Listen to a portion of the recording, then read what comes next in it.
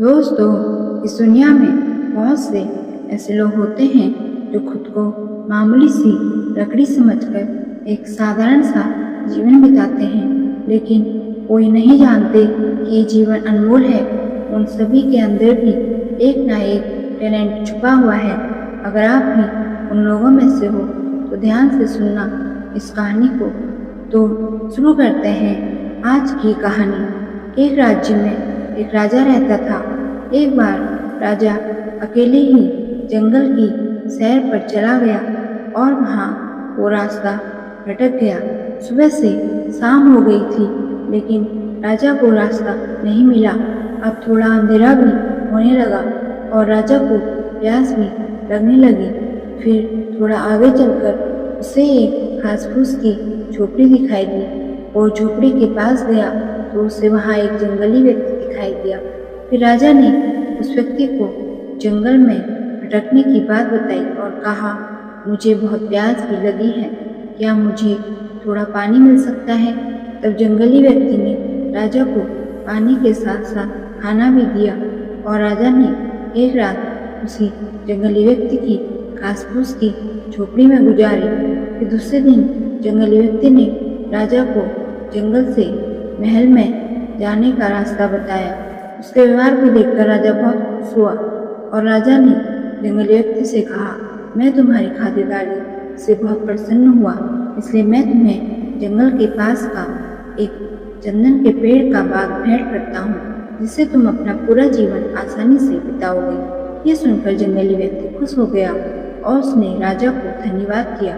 परंतु जंगली व्यक्ति को चंदन की लकड़ी के बारे में कुछ जानकारी नहीं थी। उसे ये भी नहीं पता था कि चंदन की लकड़ी का क्या महत्व है। अब जंगली व्यक्ति चंदन के पेड़ काटने के लिए जंगल के बड़े अधिकारी से अनुमति लेने गया और उसे अनुमति मिल गई। फिर वो चंदन के पेड़ को काटकर उनसे कोयला बनाता और उन कोयलों को बाजार में बेचकर आता। इससे उसका गुजर बसर होने लगा।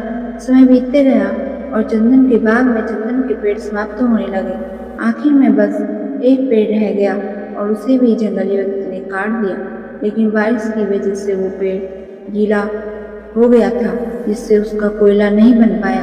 तो उस व्यक्ति ने सोचा, क्यों ना आज इसकी लकड़ी ही बेची जाए। जैसे ही वो लकड़ी लेकर बाजार में गया तो चंदन की सुगंध की वजह से बहुत सारे लोग उसके पास आ गए और ज़्यादा से ज़्यादा दामों में लकड़ी खरीदने लगे। ये दृश्य देखकर जंगली व्यक्ति हैरान रह गया।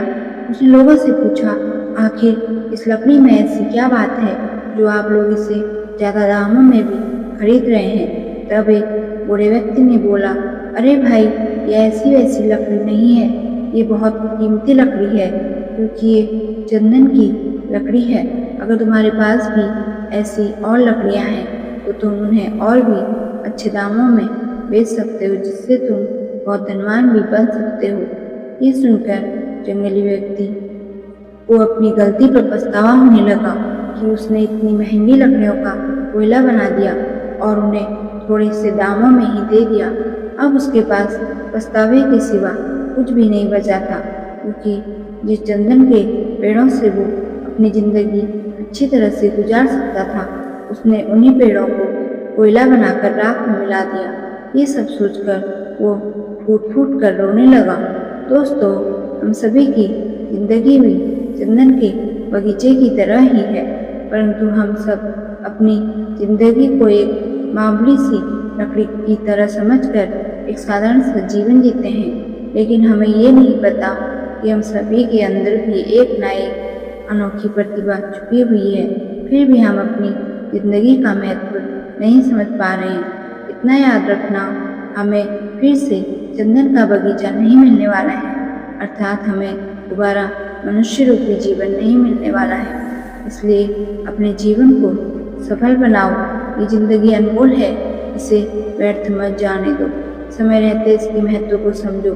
ऐसा जीवन बिताओ कि सब आपको गर्व हो और आप लोगों के लिए एक मिसाल बन जाओ। ये जिंदगी आपकी है और इसे कैसे श्रेष्ठ बनाना है ये भी आपके हाथ में ही है।